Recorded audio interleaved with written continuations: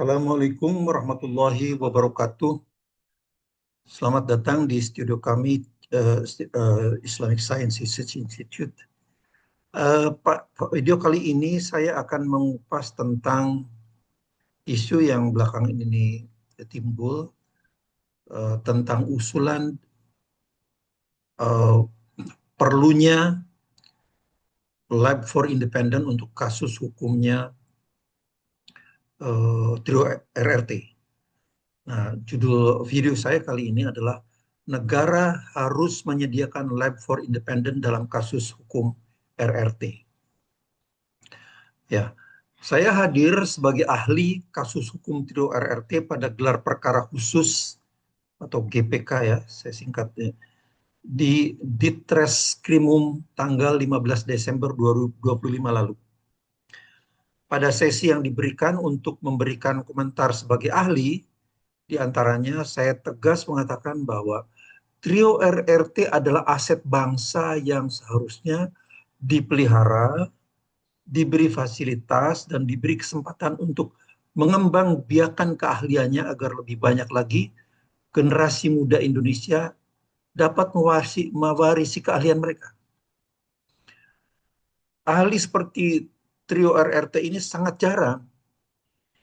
Menjebloskan mereka ke penjara akibat kegiatan penelitian yang mereka lakukan merupakan kekeliruan besar, ya, dan ini merugikan kita sebagai bangsa. Nah, itu pendapat saya di salah satu pendapat saya di gelar perkara khusus kemarin itu. Tepat seminggu setelah GPK di atas, para penasihat hukum trio RRT telah mendeklarasikan sikap bahwa mereka akan mengajukan permohonan agar negara menyediakan lab for laboratorium forensik ya independen sebagai upaya untuk tugas cross examination ya yang sangat penting. Saya akan menjelaskan ini sebagai ahli yang telah ditunjuk oleh para penasihat hukum RRT tersebut. Telah saya jelaskan bahwa saya adalah seorang ahli di bidang fotogrametri sebetulnya. Yang tugasnya fotogrametri itu adalah melakukan pengukuran-pengukurannya secara akurat ya. Secara akurat ya, dan melakukan analisis statistik yang robust atas hasil pengukuran pada sebuah foto.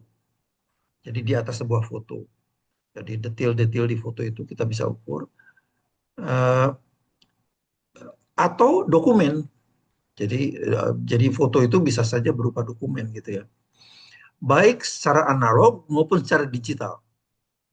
Karena saya generasi barangkali yang mengalami dua paradigma itu, paradigma analog dan digital.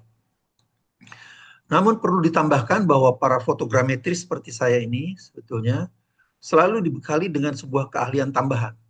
Ini ada keahlian tambahan ini. Ilmu yang sangat penting yaitu theory of errors, teori kesalahan, ya, theory of errors, teori kesalahan. Nama mata kuliahnya di perguruan tinggi dapat berupa nomenklatur yang berbeda, macam-macam lah. Tapi intinya adalah itu. Nama generiknya adalah theory of errors, teori kesalahan. Alhamdulillah saya punya sejarah yang panjang juga mendalami keahlian di bidang ini. Menurut theory of errors, usulan para penasihat hukum trio RRT agar negara menyediakan lab for independent hukumnya adalah imperatif, wajib. Nah, mengapa? Saya jelaskan ini. Ya, izinkan saya memberikan ilustrasi sederhana untuk memberikan betapa pentingnya kehadiran lab for independent ini. Semua ciptaan Tuhan ini di alam raya ini, ya, di alam raya ini, Anda bisa perhatikan itu memiliki sifat yang stokastik, unik, random. Nah, itu stokastik itu unik, random,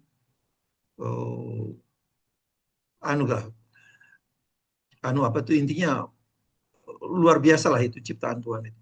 Kalau kita mengumpulkan satu gerobak pasir dari pantai, ya, maka tidak ada dua butir pasir itu yang sama. Bentuk dan ukurannya tidak ada yang sama. Silakan bawa ke laboratorium, ke mikroskop yang punya magnifying uh, apa itu power yang luar biasa. Tidak ada sama. Juga karakteristik kimia dan fisikanya. Tidak ada dua butir pasir yang sama juga jika kita mampu mengumpulkan semua pasir di muka bumi. Begitu juga hasil pengukuran. Atau katakanlah misalnya Anda mengumpulkan semua rumput di seluruh dunia ini. Tidak ada dua rumput yang sama, tidak ada. Ya. Nah, sekarang saya akan memberikan contoh ini apa yang terjadi di pengukuran. Katakanlah seorang perawat di rumah sakit mengukur berat badan seorang pasien dan diperoleh angka berat badannya itu 60,5 kilogram. Ya. Karena ragu-ragu, beberapa menit kemudian dia ulang timbangan tersebut dan diperoleh besaran 80,3 kilogram. Ya, ingat ya, yang pertama 60,5, yang kedua 80,3 kilogram. Jadi artinya perbedaan yang hampir 2 kilogram itu merupakan indikasi terjadinya kekeliruan kasar atau gross error atau blunder. Ini dapat terjadi akibat salah baca atau salah catat. Yang paling mengkhawatirkan, yang paling me, me, apa tuh, yang paling parah itu adalah kalau kesalahan itu karena kesengajaan. Nah, ini problemnya. Persoalannya kalau bata itu diberikan ke dokter, ya dokter tidak tahu kan apakah terjadi kesalahan atau tidak. Gitu. Kalau diukurnya cuma satu kali loh ya. Dalam kasus yang sederhana ini tentu saja si perawat ini dapat melakukan cross check dan menanyakan pada si pasien berapa sebetulnya berat badannya, ya kan? Karena ada pertama 60,5 dan ukuran keduanya 8,3. Namun banyak sekali hasil pengukuran yang tidak mungkin bisa diverifikasi kecuali teknik pengukurannya yang dilakukan dengan metodologi yang terbukti reliable. Misalnya dalam kasus itu juga misalnya kalau pasiennya pingsan kan susah juga. Mau tanya gimana kan? Nah, itu. Jadi, nah teknik-teknik pengukuran itulah dalam theory of errors itu metodologinya itu diciptakan sedemikian rupa sehingga reliable. Nah, tanpa melakukan verifikasi pada si pasien, misalnya si pasien dalam keadaan pingsan, hasil timbangan di atas juga akan sangat membingungkan. Mana nilai berat badan yang betul antara 60,5 atau 80,3 kilogram tersebut. Nah, ya kan? Susah itu. Nah, untuk meyakinkan itu, maka diperlukan pengukuran ketiga. Katakanlah timbang lagi. Katakanlah diperoleh angkanya 80,4. Ya. Jadi yang pertama 60,5, yang kedua 80,3 kilogram, yang ketiga ini 80,4 kilogram. Diukur keempat kalinya diperoleh 8,1 kilogram. Dari serangkaian ini, 4 pengukuran itu tadi kan, berat, maka dipastikan bahwa pengukuran pertama yang nilainya 60,5 kilogram itulah adalah timbul akibat blunder. Akibat blunder. Dan itu harus dibuang. Nah, karena itu ya blunder memang tidak boleh dianu. Sedangkan variasi pengukuran kedua sampai keempat yaitu 80,3, 80,4 dan 80,1 kilogram adalah merupakan stochastic error yang tidak dapat dihindari atau unavoidable ya. Jadi itulah dalam teori of errors itu seperti itu. Jadi dalam sebuah pengukuran itu harus ada redundancy. Nah, ini anunya nih, redundancy. Artinya redundancy itu adalah jumlah pengukuran lebih. Nah, dalam kasus berat badan ini ya, jumlah parameternya kan sebetulnya satu. Berat badan orang itu sebetulnya cuma satu. Tapi jika hanya diukur satu kali saja, maka seberapa besar pun terjadinya blunder tidak mungkin diketahui. Ya kan? Tadi kalau diukur satu kali dapat 60,5 kilogram itu blunder, tapi kita tidak akan tahu. Itu persoalannya. Jadi harus ada pengukuran lebih redundancy itu dari itu. Tadi kita dapatkan pengukuran pertama 60,5 kg. Dan kita perhatikan ada blunder sebesar 20 kg pun, ya sekitar 20 kg ya, tidak akan diketahui. Nah, sekarang bahkan ketika pada pengukuran kedua kita memperoleh angka 80,3 kg pun, jadi sudah ada redundancy-nya satu kan, sejatinya kita masih belum tahu mana di antara 60,5 dan 80,3 kg tersebut yang benar. Baru jelas tampak di mana terjadinya blunder ketika pengukuran ketiga dilakukan. Jadi ketika minimal ada 2 redundancies, 2 pengukuran lebih, baru kita dapat simpulkan terjadi blunder pada pengukuran pertama. Ilmu statistik mengatakan bahwa lebih banyak redundancy ini berarti meningkatkan reliability atau tingkat kepercayaan hasil pengukuran. Jadi adanya redundancy itu, pengukuran lebih itu harus dan lebih banyak itu lebih reliable. Itu intinya. Jadi tuntutan para penasihat hukum dan tersangka trio RRT untuk menghadirkan Lab for Independent itu adalah sangat masuk akal sehat, bahkan imperatif, wajib ini hukumnya. Supaya ada cross check. Idealnya malah jika ada 3 lab for yang ketiganya bertindak secara independen. Ya, ini independen ini sangat penting sekali. Jadi jangan kemudian ada bias, ada kong kali kong di antara mereka. Tidak boleh. Harus betul-betul ini sendiri, ini sendiri, ini sendiri. Apalagi seperti disebutkan oleh salah seorang tersangka, Rismon Sianipar, itu setelah sidang pengadilan CLS Citizen Lawsuit pertama di Surakarta pada 23 Desember 2025 lalu, 25 lalu ya. Dan juga penasihat hukumnya Abdul Ghafur Sangaji pada catatan Demokrasi TV One juga tanggal 23 Desember 2025. Mereka berdua mengatakan cukup banyak kasus hasil lab for Polri yang tidak dapat dipercaya. Disebutkan di antaranya adalah kasus Verdi Sambo, kasus Kanjuruhan, kasus KM50 dan lainnya. Ya, itu silakan dicek pada respon itu banyak sekali karena beliaulah yang banyak menginventarisir kasus-kasus ini.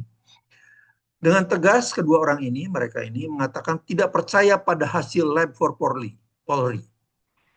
Jadi jika dalam kasus sederhana seperti pengukuran berat badan di atas saja, kehadiran redundant observation itu wajib. Ya, pengamatan lebih itu wajib. Apalagi dalam kasus di mana tersangka kasus hukum ini diancam hukuman sampai 12 tahun penjara. Jadi itu ya. Sudah cukup banyak indikasi yang menunjukkan bahwa kasus ini penuh dengan bias, keberpihakan pada Pak Jokowi. UGM yang menjawab hasil kajian trio RRT hanya dengan narasi kosong, tanpa menunjukkan bukti kuat. Mana KRS yang ditanyakan? Mana SK pengangkatan Pak Kasmuja sebagai pembimbing? Mana berita acara yudisium sarjana muda dan sarjana Pak Jokowi?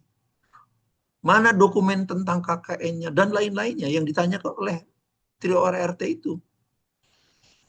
Nah, sementara itu kita juga sangat heran pada sikap amatiran UGM ketika melakukan uji konsekuensi yang diminta oleh KIP itu ya.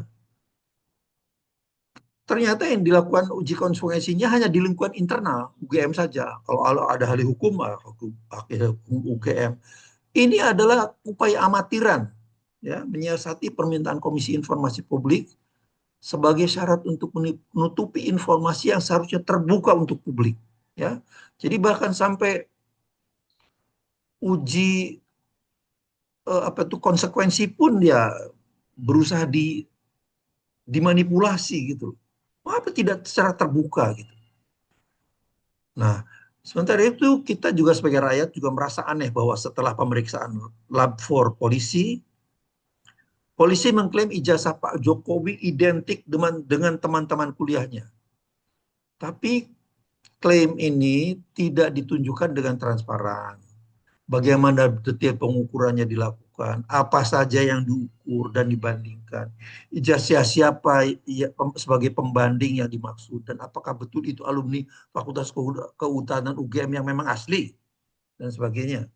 Itu kan tidak jelas, semuanya serba misteri. Mengapa pada acara GPK 15 Desember 2025 lalu para tersangka, ya, 3 ahli tersangka itu, THWRT, kemudian ahli hukumnya, para ahli, saya ada di sana, ada 3 ahli yang ada di sana, diantaranya saya masuk di situ, tidak boleh menyentuh dan meraba ijazah analog yang ditunjukkan. Ini kan sangat eh, apa ya, menimbulkan pertanyaan besar gitu. Ini ibarat gemologis, ya, ahli gemologi itu yang harus menilai kualitas sebuah berlian misalnya, tapi hanya boleh melihat saja, dilarang menyentuh, dilarang meraba. Kan itu udah nggak masuk akal itu. Masa harus menginspeksi barang yang begitu penting harus dianukan apa tuh, dokumen yang menyangkut presiden 2 periode Republik Indonesia, masa tidak boleh disentuh, tidak boleh diraba. Sementara itu para tersangka akan dijerat dengan hukuman 12 tahun penjara. Jadi kita juga heran, tiba-tiba ada juga di KPU Surakarta, KPU Jakarta, dan KPU Pusat seperti diorkestrasi untuk menutup akses atas dokumen publik berkas pendaftaran Pak Jokowi di KPU Surakarta dan Jakarta dan Pusat itu. Semuanya penuh misteri. Padahal coba kita cek. Sejak kita SD, kita sudah dididik, ya, untuk tidak hanya menuliskan hasil akhir pertanyaan pada ulangan dan ujian seperti matematika, fisika misalnya. Jadi kita tidak boleh cuma angka X saja hasil akhirnya. Nggak bisa itu. Kita juga harus menunjukkan proses perhitungannya yang kita lakukan. Itu, ya. Itu harus ada itu. Saat ujian akhir SMA, saya ingat zaman saya ya, tahun 60-an, 8 itu, 67, 68 ya. Seingat saya bahkan kertas buram, untuk kalau kita melakukan perhitungan-perhitungan matematik itu kan harus ada kertas buram. Pada ujian rumpun matematika pun harus, matematika itu artinya fisika juga, gitu-gitu ya. Harus kita sertakan bersama kertas jawaban kita. Itu semuanya dalam rangka meyakinkan bahwa kita betul-betul menjawab soal ujian itu sendiri, bukan hasil nyontek dari teman di sebelahnya, kan gitu. Kalau nyontek di sebelahnya kan tidak mungkin kita punya kertas buram, kan nggak perlu kertas buram karena kita cuma nyontek aja. Bagaimana mungkin setelah puluhan tahun kemudian, setelah kita tua, kita harus menerima saja hasil apapun yang diberikan otoritas. Otoritas itu termasuk tadi KPU lah, UGM lah, polisi lah. Karena mereka katanya yang berwenang. Yang berwenang memang telah memperoleh mandat dari negara dan mewakili rakyat untuk menjalankan tugasnya. Namun kan bukan berarti yang berwenang itu boleh berlaku sewenang-wenang. Semuanya harus transparan, karena itulah landasan utama sebuah keputusan yang adil.